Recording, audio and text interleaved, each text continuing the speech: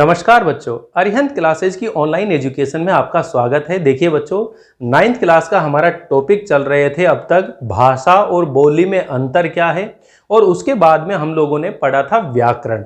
फिर मैंने आपसे बात करी थी कि भाषा जो होती है उसका अपना व्याकरण होता है, साहित्य होता है और लिपि होता है। मैं आपको बेसिक कॉन्सेप्ट क्लियर करने की कोशिश कर रहा हूं कि किस तरह से आप हिंदी भाषा को सीख सकते हैं। तो वहां हम लोगों ने पढ़ा था कि भाषा का व्याकरण होता है, साहित्य होता है, लिपि होता है।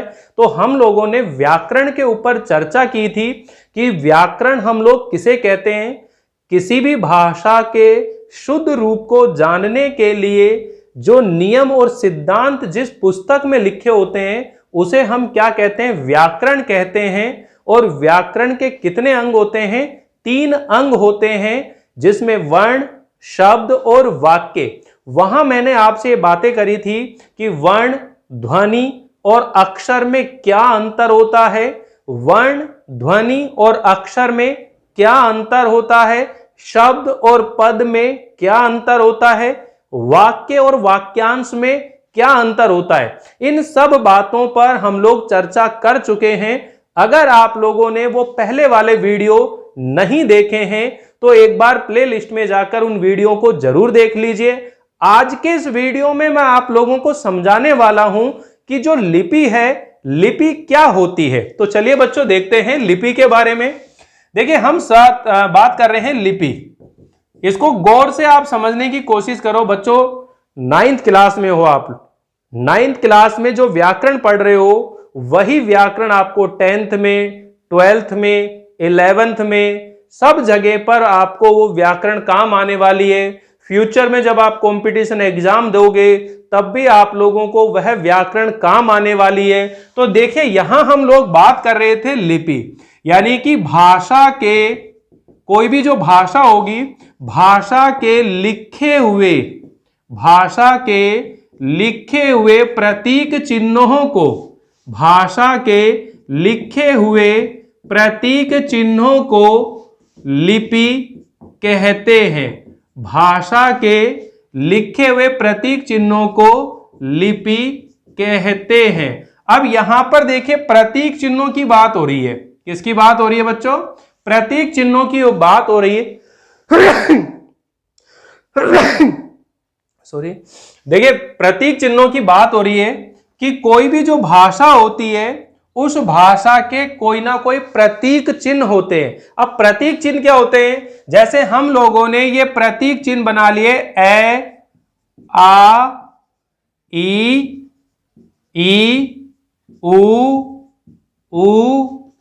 री, ए, आई, ऐसे ये प्रतीक चिन्ह है। ये क्या चीज है बच्चों? प्रतीक चिन्ह है। कोई भी जो भाषा होती है उसके अपने प्रतीक चिन्ह होते हैं। अंग्रेजी में अपन बना लेते हैं ए, बी, सी, डी, ऐसे ये अंग्रेजी भाषा के प्रतीक चिन्ह है। तो कोई भी जो भाषा होती है उस भाषा के लिखे हुए जो प्रतीक चिन्ह होते हैं उन प्रतीक चिन्हों को हम लिपि कहते हैं। तो बच्चों, आप लोगों को पहली बात यह समझ में आ जानी चाहिए कि लिपि क्या है।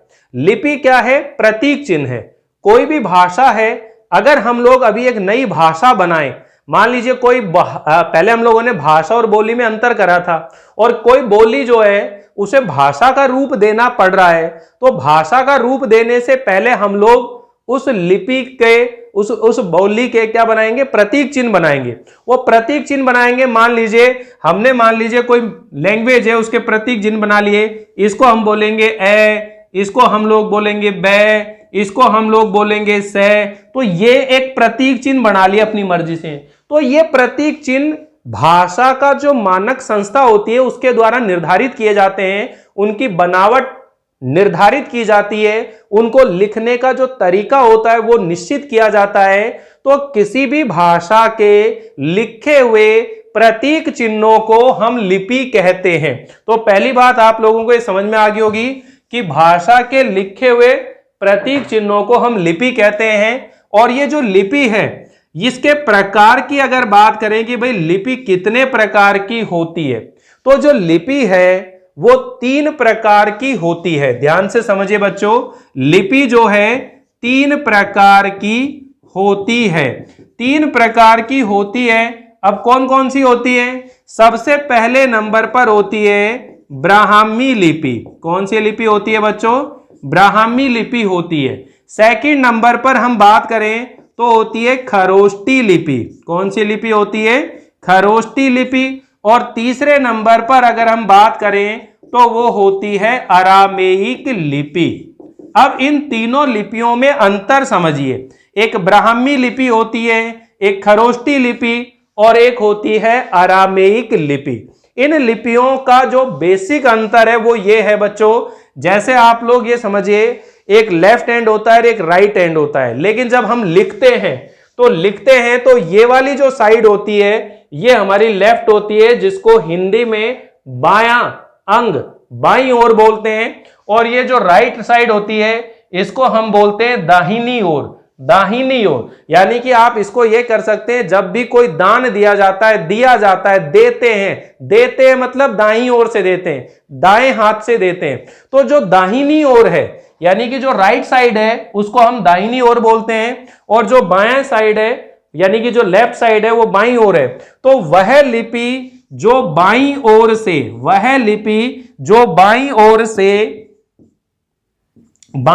से दाहिनी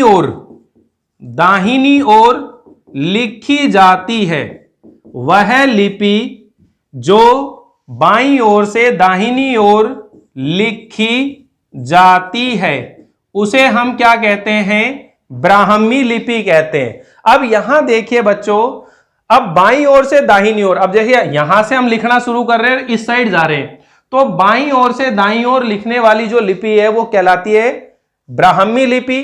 और ये जो ब्राह्मी लिपि है इसी के अंतर्गत हमारी हिंदी भाषा की बात करें या संस्कृत भाषा की बात करें या फिर हम गुजराती भाषा की बात करें या फिर हम मराठी भाषा की बात करें या फिर नेपाली भाषा की बात करें, इन सभी भाषाओं की लिपि कौन सी लिपि है? देवनागरी लिपि। कौन सी लिपि है बच्चों? देवनागरी लिपि। अगर आपसे यह पूछा जाए कि ये जो देवनागरी लिपि है यह किस प्राचीन लिपि से विकसित हुई है, देवनागरी लिपि किस प्राचीन लिपि से विकसित हुई है, तो यह ब्राह्मी लिपि से, कौन सी लिपि से? ब्राह्मी लिपि से विकसित हुई है। यानी कि देवनागरी लिपि की प्राचीन लिपि कौन सी है? ब्राह्मी लिपि है। और अगर आपसे पूछे कि देवनागरी या नागरी से आप क्या समझते हो, तो देवनागरी या नागरी जो लिपि है वो हिंदी भाषा की एक लिपि का नाम है, जिसमें प्रतीक चिन्हों को यानी कि भाषा के प्रतीक चिन्हों को लिखा जाता है, और ये प्राचीन ब्राह्मी लिपि से विकसित हुई है। इसलिए देवनागरी लिपि की जो प्राचीन लिपि है वह ब्राह्मी लिपि मानी जाती है। फिर हम बात करें खरोष्टी लिपि, तो खरोष्टी लिपि का मतलब होता है बच्चों कि वह लिपि जो दाहिनी ओर से और बाईं ओर लिखी जाती है, बाईं ओर लिखी जाती है, वह लिपि जो दाहिनी ओर से बाईं ओर लिखी जाती है उसे हम क्या कहते हैं? खरोष्टी लिपि। अब ये कौन सी भाषाएं होती हैं? जैसे अरबी भाषा है, उर्दू भाषा है, फारसी है, यानी कि इस तरह की भाषाएं जो पीछे से यहां से लिखना शुरू करते हैं दाईं ओर से, यानी कि इस भाषा को, इन लिपियों को इस ढंग से लिखते हैं, जैसे अलिफ, बे, पे, ते, इस ढंग से हम लोग इन्हें लिखते हुए चलते हैं। तो जो अरबी फारसी ये भाषाएं होती हैं इनको कौन सी में लिखा जाता है? खरोष्टी लिपि। फिर हम बात करें अरामेइक लिपि, वह लिपि जो ऊपर से और नीचे की ओर लिखी जाती है, उसे हम कहते हैं अरामेइक लिपि। उसे हम कौन सी लिपि कहते हैं? अरामेइक लिपि। अब इस तरह की लिपि जो होती है, जो अपने चीनी भाषा है या जापानी भाषा है, उस तरह की जो भाषाएं होती हैं उनके इस ढंग से करके ये पोस्टर बने रहते हैं, तो वो क्या कहलाती है आपकी? ये अरामीक लिपि में लिखी होती है। तो इस ढंग से हम लोग लिपियों के बारे में चर्चा कर रहे हैं। अगर हम लोग ये बात करें कि अंग्रेजी भाषा की कौन सी लिपि है, तो अंग्रेजी भाषा की मूल रूप में लिपि तो खरोष्टी है, लेकिन उसकी रोमन लिपि है। ऐसी पंजाबी भाषा है तो उसकी कौन सी लिपि है, गुरुमुखी लिपि है। ऐसी अगर उर्दू की बात करें तो फारसी लिपि में लिखी गई है। तो इस ढंग से हम लोग इन चीजों के ऊपर बात कर सकते हैं कि लिपि किसे कहते हैं, लिपि के कितने प्रकार होते हैं और लिपि किस काम आती है। तो यहां हम लोग यही चीजें सीखेंगे कि लिपियों के बारे में। तो ये आपका ये टॉपिक है जो हम भाषा, व्याकरण और लिपि, भाषा, व्याकरण और लिपि के बारे में हम लोग चर्चा कर रहे हैं। इनके बाद में हम लोग शुरू कर रहे हैं वर्णमाला। इसके बाद देखिए बच्चों, यहां से आपका जो एक टॉपिक है जिसको हम कहते हैं भाषा, व्याकरण, लिपि, ये कंप्लीट हो गया है। इसके बाद में अगला जो टॉपिक हमारा शुरू हो रहा है जिसे हम वर्णमाला के नाम से जानते हैं, आज यहां हम लोग उस पर चर्चा करने वाले हैं। वर्णमाला क्या होती है और मात्राएं कितनी होती हैं, वर्ण कितने प्रकार के होते हैं, वर्ण कितने होते हैं, इन चीजों के ऊपर हम लोग विस्तार से चर्चा करने वाले हैं। तो आप लोग जुड़े रहिए मुझसे, और मैं आज आपके सामने वो बातें भी बताने वाला हूं जिनसे आपकी मात्राओं से संबंधित अशुद्धियां दूर हो सकती हैं। लिखने में कब कौन सी मात्रा लगाई जाती है, इन चीजों को आप लोग बड़े आसानी से सीख सकते हैं। तो देखिए वर्णमाला, हम किसकी बात कर रहे हैं, वर्णमाला। अब देखो माला जो होती है बच्चों, जैसे अपन कहते हैं फूल माला, ठीक है, या मोतियों की माला, तो ऐसी वर्णों की माला है। और माला कब बनती है, जब हम किसी चीज को क्रमबद्ध तरीके से या श्रृंखलाबद्ध तरीके से या व्यवस्थित ढंग से एक ही सूत्र में पिरोते हैं तो वो क्या बनती है, माला बनती है। तो यहां आप ये ध्यान रखिएगा कि अगर हम लोग बात करें वर्णमाला की परिभाषा, तो आप क्या बोलेंगे, वर्णों के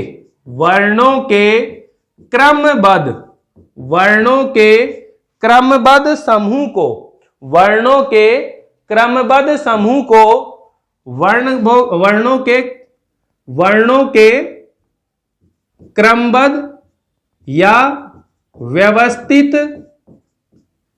क्रम को वर्णमाला कहते हैं, वर्णमाला कहते हैं। तो ध्यान से समझिए बच्चों, वर्णमाला किसे कहते हैं, वर्णों के क्रमबद्ध समूह को, वर्णों के व्यवस्थित क्रम को हम लोग वर्णमाला कहते हैं। और वर्णमाला के कितने भाग होते हैं, पहले तो ये समझिएगा। देखिए वर्णमाला जो है इसके 3 पार्ट होते हैं। जी हां बच्चों, वर्णमाला के 3 पार्ट होते हैं।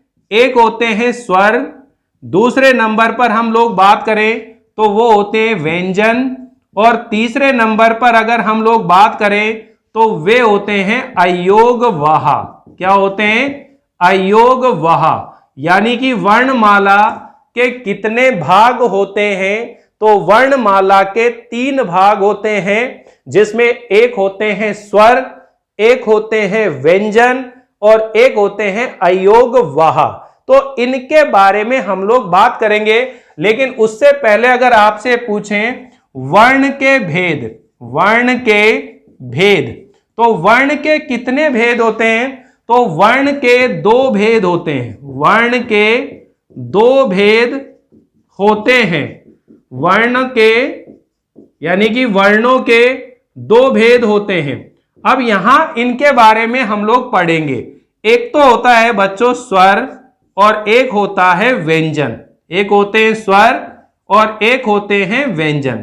अब यहां एक बार फिर से समझने की कोशिश करें अंतर किस चीज का है। अगर आपसे ये बात पूछी जाए कि वर्णमाला में कितने अंग होते हैं, वर्णमाला के कितने प्रकार होते हैं, या वर्णमाला कितने भागों में विभक्त है, तो हम लोग अध्ययन की सुविधा को ध्यान में रखते हुए वर्णमाला को तीन भागों में विभक्त कर लेते हैं, जिसमें तीन भाग कौन से हैं? स्वर, व्यंजन और अयोग वाहे। अयोग वाहे, ठीक है। तो हम लोग यहां तीन पार्ट में इसको बांट लिया है। लेकिन अगर हम लोग बात करें वर्णों की, कि वर्णों के कितने भेद होते हैं, तो वर्णों के केवल दो भेद होते हैं। बिल्कुल, वर्णों के दो भेद होते हैं। इस चीज को आप ढंग से समझिए। हम लोग देखिए बच्चों, पहले बात करते हैं स्वर की, कि हिंदी में स्वर 11 होते हैं। लेकिन अगर हम लोग संस्कृत भाषा की बात करें, तो संस्कृत भाषा में स्वर कितने होते हैं? 13 होते हैं। और हिंदी की जो मूल भाषा है, हिंदी की जो मूल भाषा है वह संस्कृत है। अगर आपसे यह पूछा जाए कि संस्कृत में या हिंदी में मूल स्वर कितने होते हैं, मूल रूप से कितने स्वर होते हैं, तो 13 स्वर होते हैं। लेकिन हमें कितने याद रखने हैं? 11 के बारे में बात करनी है। हिंदी भाषा में स्वरों की संख्या अगर पूछी जाती है तो कितने बताने हैं? 11 स्वर होते हैं। और अगर व्यंजन की बात करें तो व्यंजन कितने होते हैं? 33, यानी कि 33 व्यंजन होते हैं। 11 और 33 इन दोनों को अगर प्लस कर दिया जाए तो ये टोटल जो वर्ण हैं वो कितने हो जाते हैं? 44 यानी कि हिंदी वर्णमाला में वर्णों की संख्या कितनी होती है? 44 होती है, 44 होती है। इस बात को आप लोग अच्छे से सीख लीजिए। अब लोग हम ये बात करेंगे भाई स्वर क्या होते हैं और व्यंजन क्या होते हैं। स्वर और व्यंजन इन दोनों को इसलिए हम लोग पढ़ रहे हैं, एक तो हमें मात्राओं का ज्ञान समझ में आएगा, क्योंकि आगे के जो टॉपिक हैं हमारे, हमें संधि पढ़नी है, या फिर हमें प्रत्यय उपसर्ग पढ़ने हैं, या वाक्य अशुद्धियां पढ़नी है, या अलंकार पढ़ने हैं, या छंद पढ़ने हैं। जो भी साहित्य की बातें हम लोग पढ़ने वाले हैं आगे के वीडियोस में, तो वहां पर आपको ये वर्णमाला बहुत काम आने वाली है। इसलिए आप लोगों के सामने सबसे पहले ये बेसिक कॉन्सेप्ट क्लियर होना बहुत जरूरी है। क्योंकि आप देखिए बच्चों, अगर आप लोग ये सीख जाओगे वर्णों के बारे में, वर्णों के भेद क्या होते हैं, तो मैं आपसे कह रहा हूं कि हम लोग अलंकार पढ़ेंगे, हम लोग छंद पढ़ेंगे, साहित्य के गुण पढ़ेंगे, साहित्य के दोष पढ़ेंगे। तो उन चीजों को समझने में आप लोगों को बहुत आसानी होगी। देखिए, व्याकरण कभी बदलने वाली नहीं है। व्याकरण चाहे आप 9th क्लास में पढ़ें, चाहे 10th क्लास में पढ़ें, या फिर 11th क्लास में पढ़ें, या 12th क्लास में पढ़ें, या कंपटीशन लेवल की पढ़ें, सब जगह व्याकरण एक जैसी ही होती है। किंतु उसके लेवल में अंतर कर दिया जाता है। जब आप 9th में होते हैं तो वहां टीचर आपको कुछ बातें बता देता है केवल 9th के हिसाब से, और जब 10th में आते हैं तो कुछ चीजों को बढ़ा देते हैं। ऐसे 11th में कुछ चीजों को बढ़ा देते हैं, फिर 12th में कुछ चीजें बढ़ जाती हैं। और जब कंपटीशन में आप पढ़ते हो तो आपको ऐसा लगता है, अरे यार ये चीज तो हमने पहले कभी पढ़ी नहीं। क्यों नहीं पढ़ी? क्योंकि टीचर ने आपको पहले कभी पढ़ाया ही नहीं इस ढंग से। लेकिन मेरा ऐसा मानना है कि आप चाहे 9th के विद्यार्थी हो, चाहे 10th के विद्यार्थी हो, या 11th या 12th के विद्यार्थी हो, व्याकरण एक बार ढंग से अच्छे से कॉन्सेप्ट क्लियर कर लेना चाहिए। फिर आपको कोई से भी एग्जाम की तैयारी करनी हो, उन्हीं चीजों को बार बार रिवीजन करना पड़ता है, उन्हीं चीजों को पढ़ना पड़ता है, और फिर वो धीरे धीरे क्या हो जाती है? याद हो जाती है, परमानेंटली आप सीख जाते हो। और यही कारण है कि मैं आप लोगों को ये कॉन्सेप्ट इतने क्लियर से, इतने बेसिक, इतने डेप्थ में ले जाने की कोशिश कर रहा हूं।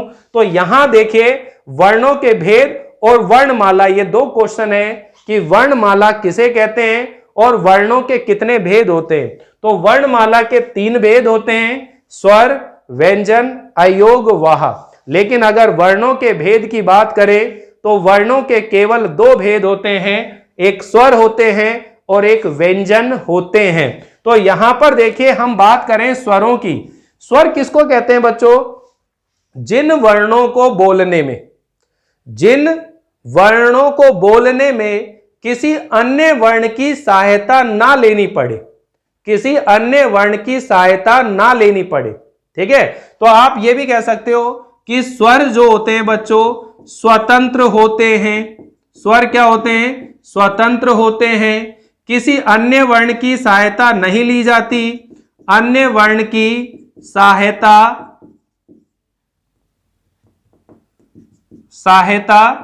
नहीं ली जाती। ठीक है, यानी कि स्वर जो है स्वतंत्र होते हैं, इन्हें अन्य वर्ण की सहायता नहीं ली जाती, इनको बोलते हैं। किंतु जो व्यंजन होते हैं ये स्वर पर आश्रित होते हैं, स्वर पर आश्रित होते हैं, आश्रित होते हैं, अर्थात व्यंजन स्वतंत्र नहीं होते हैं। ये जो व्यंजन हैं ये स्वतंत्र नहीं होते हैं, स्वतंत्र नहीं होते हैं। इनका उच्चारण जब भी करेंगे तो स्वरों की सहायता लेनी पड़ती है। इन दोनों का ये बेसिक अंतर समझिए। स्वर किसे कहते हैं? जिन वर्णों का उच्चारण स्वतंत्र रूप से होता है, जिन वर्णों का उच्चारण स्वतंत्र रूप से होता है उन्हें हम स्वर कहते हैं। अर्थात स्वरों को बोलने में किसी अन्य वर्ण की सहायता नहीं ली जाती है, स्वरों की जो उच्चारण है वो स्वतंत्र रूप से होता है। ठीक है ना, तो वे वर्ण जिनको बोलने में, वे वर्ण जिनको बोलने में किसी अन्य वर्ण की सहायता नहीं ली जाती है उन्हें हम स्वर कहते हैं। और स्वर कितने होते हैं? 11 स्वर होते हैं। लेकिन व्यंजन किसको कहते हैं भाई?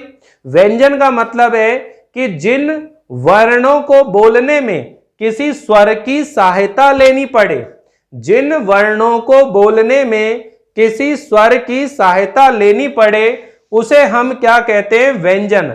अर्थात व्यंजन का उच्चारण स्वतंत्र रूप से नहीं होता है। तो क्वेश्चन ये आता है कि भाई ऐसे कौन से वर्ण हैं जिनका उच्चारण स्वतंत्र रूप से होता है और ऐसे कौन से वर्ण हैं जिनका उच्चारण स्वतंत्र रूप से नहीं होता है।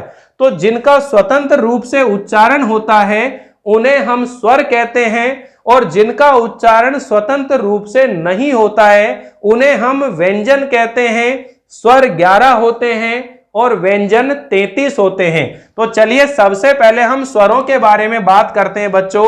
यहां एक टेबल बना रहा हूं, सबसे पहले हम स्वरों की बात कर रहे हैं। तो यहां देखिए स्वर ए, फिर हम लिखेंगे आ, फिर लिखेंगे ई, फिर लिखेंगे ई, फिर यहां आएगा ऊ, फिर यहां पर ऊ, फिर आएगा री, फिर आएगा ए, फिर आएगा आई, फिर आएगा ओ, फिर आएगा आउ। ठीक है, अब ये जो है ये 11 स्वर हैं आपके, जिनको मैंने क्रम से लिखा है, जिनको मैंने क्या करा है बच्चों? क्रम से लिखा है। स्वर कितने हैं? 11। स्वर कितने हैं? 11। कौन कौन से स्वर हैं? ए, आ, ई, उ, री, ए, आई, ओ, औ। ये 11 स्वर होते हैं। ये 11 क्या होते हैं? स्वर होते हैं। लेकिन अगर मैं आपको बात करूं मात्राओं की, तो इनकी जो मात्राएं होती है, मात्राएं कितनी होती है बच्चों? 10। मात्राएं कितनी होती हैं? 10। ठीक है, ऐसा कौन सा स्वर है जिसकी मात्रा नहीं होती है? ऐसा कौन सा स्वर है जिसकी मात्रा नहीं होती है? यानी कि ए जो स्वर होता है इसकी मात्रा नहीं होती है। दूसरी बात, ए जो स्वर होता है ये उदासीन स्वर कहलाता है। कौन सा स्वर कहलाता है बच्चों? उदासीन स्वर कहलाता है। देखिए मैं आप लोगों को वो कंपटीशन की बातें भी बताने की कोशिश कर रहा हूं ताकि आप लोग जब आगे तैयारी करोगे तो वो चीजें आपको अभी से समझ में आने लग जाए। तो यहां देखिए मैंने कहा कि स्वर कितने होते हैं? 11 होते हैं, किंतु जो मात्राएं होती हैं, मात्राएं कितनी होती हैं? 10 होती हैं। तो ऐसा कौन सा स्वर है जिसकी मात्रा नहीं होती है? तो ऐसा कौन सा स्वर है? ए ऐसा स्वर है जिसकी मात्रा नहीं होती है और ये एक उदासीन स्वर कहलाता है। क्यों? क्योंकि इसकी मात्रा ही नहीं होती है। फिर हम बात करेंगे आ, तो ये आ की मात्रा है। फिर हम लोग अगर बात करें ई की, तो छोटी ई की मात्रा इधर से लगती है और बड़ी ई की मात्रा इस साइड से लगती है। ये ऊ की मात्रा, ये बड़े ऊ की मात्रा, ये री की मात्रा, ये ए की मात्रा, ये आई की मात्रा, ये ओ की मात्रा और ये औ की मात्रा, ये इनकी क्या है? मात्राएं हैं। बच्चों यहीं से आप लोग अशुद्धियों को किस तरह से दूर करोगे वो यहीं से सीखोगे। आप लोगों को ये वाला जो चैप्टर जो चल रहा है इस समय लेक्चर, इसको बहुत बारीकी से समझने की कोशिश करिए। मैं आप लोगों को इस समय वर्णमाला के बारे में पढ़ा रहा हूं और वर्णमाला अगर आप लोग सीख जाते हैं तो फिर आगे बहुत सारी बातें हैं जो आपके लिए आसान रहेंगी। यहां पर जो बात आपको सीखने की है वो ये है कि स्वर कितने होते हैं और उनकी मात्राएं कितनी होती है। तो ये जो स्वर हैं ये 11 स्वर होते हैं और ये इनकी क्या होती है? मात्राएं होती हैं। अब देखिए, मैं जैसे व्यंजन है, ये कै एक व्यंजन है, इस कै के अंदर अगर ए मिलाएंगे तो ये क्या बनेगा बच्चों? कै। क्या बनेगा? कै। अब ये ए की कोई मात्रा नहीं है इसलिए आपको ये इस ढंग से दिखेगा, लेकिन जैसे हम लोग इसको कै के अंदर आ मिलाते हैं तो ये बन जाता है का। ये क्या बन जाता है? का। और इसी तरह से अगर हम लोग कै के अंदर ई को मिलाते हैं तो क्या बनेगा बच्चों? छोटी ई की मात्रा पीछे की साइड लगती है तो ये पीछे मात्रा लग गई और ये क्या बन गया? की। इसी तरह से हम लोग इन सारे स्वरों की मात्राओं को इस कै व्यंजन के अंदर जोड़ते हैं और फिर आप लोग इस टेबल को ध्यान से समझिएगा।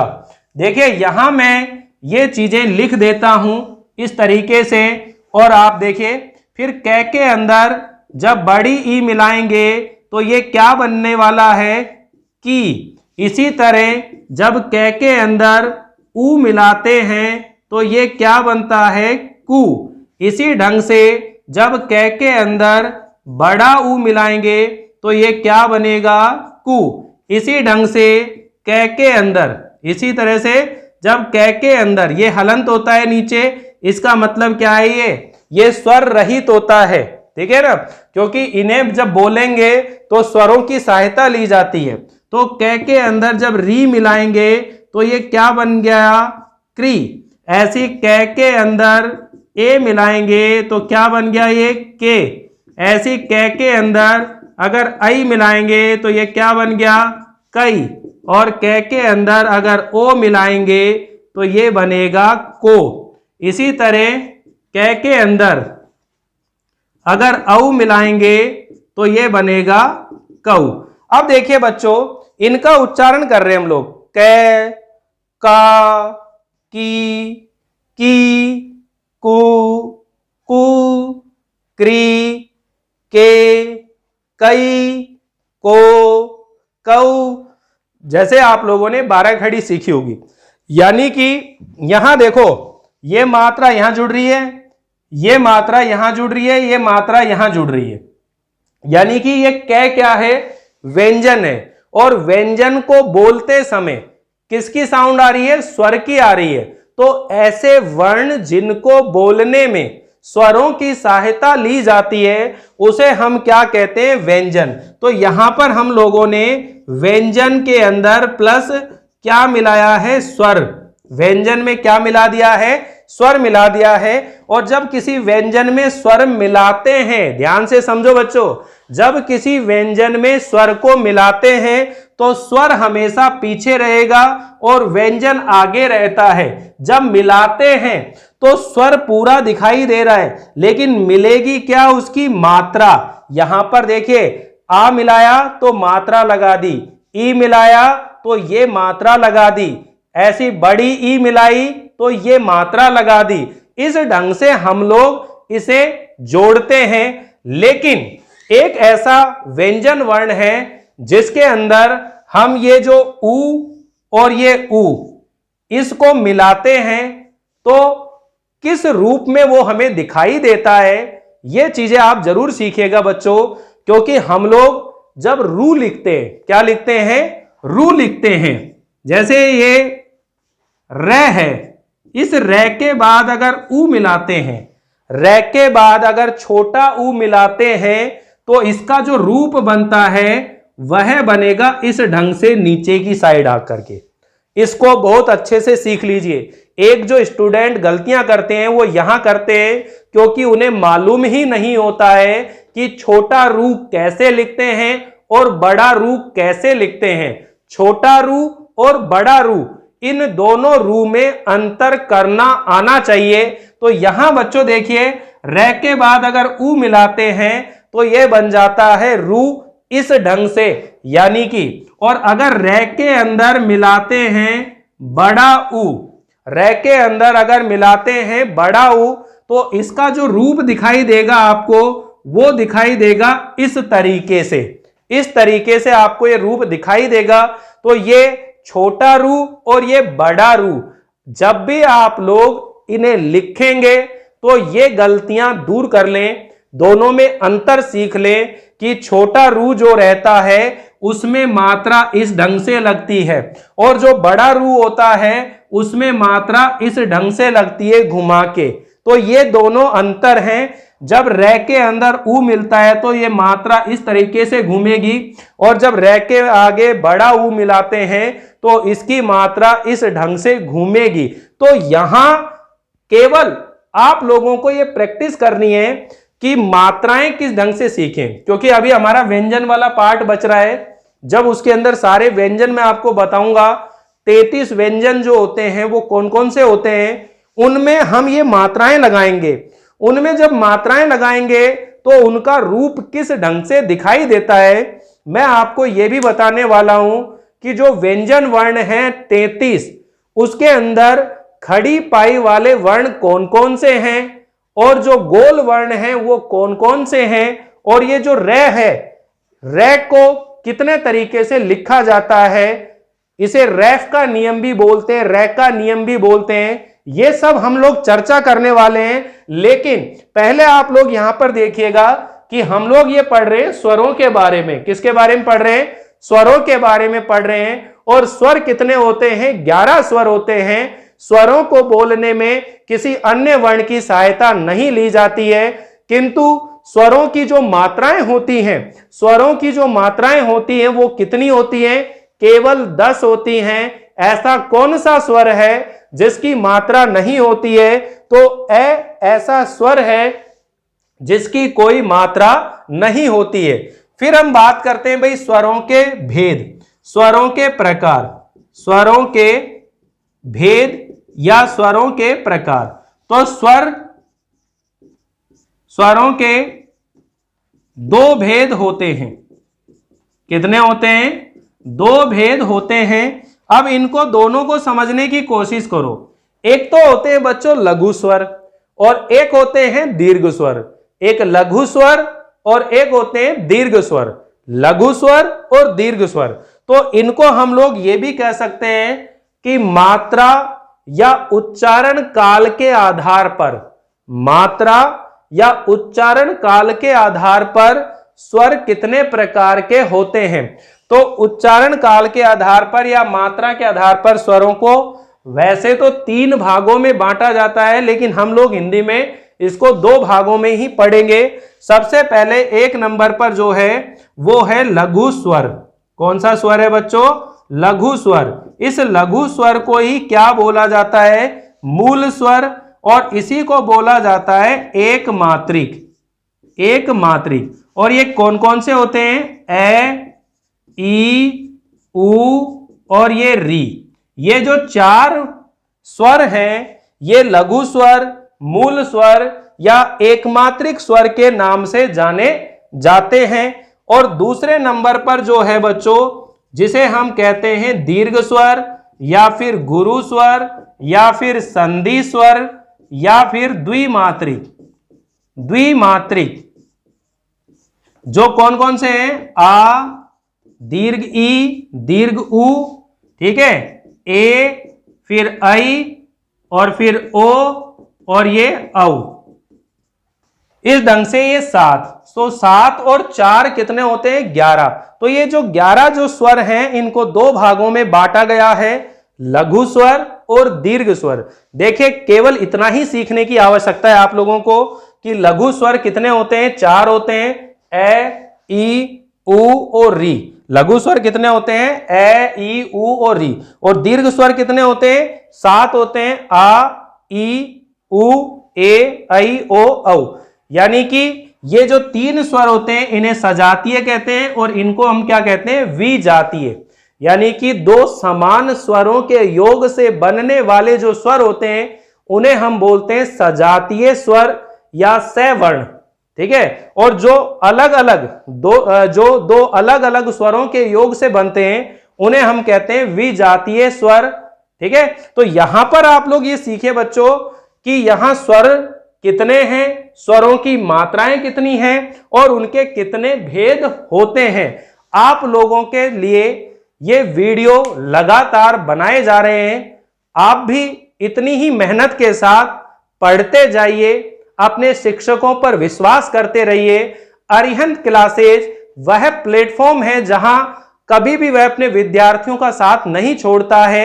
इसीलिए आप लोगों के लिए आपके घर पर ये टीचर आप लोगों के मोबाइल में आ रहे हैं आपको पढ़ाने के लिए। तो आप भी अपने लिए तैयार रहें पढ़ने के लिए, अपने रजिस्टर को तैयार रखें और जो समय जो टाइमिंग आपको दी गई है उससे पहले आप लोग पढ़ने के लिए तैयार रहें। मुझे उम्मीद है आप लोगों को ये वीडियो पसंद आ रहे होंगे। इसके बाद में इसका जो रिटर्न काम है जो आपको रजिस्टर में करना है वो आपको अलग से मिलेगा। फिलहाल आप लोग ये वीडियो एक बार नहीं 2 बार देखिए, अच्छे से समझने की कोशिश कीजिए। और भी जो स्टूडेंट हैं उनको भी आप ये बताने की कोशिश करें कि किस तरह से अरिहंत क्लास का जो ये परिवार है, जैसे 9, 10, 11, 12 सभी क्लासों के लिए ये क्लासें चला रखी हैं, वहां उन्हें वीडियो के माध्यम से वो चीजें समझाई जा रही हैं, पढ़ाई जा रही हैं। तो आपको ये कैसा वीडियो लग रहा है हमें जरूर बताइएगा, दोस्तों को भी बताइएगा। Thank you.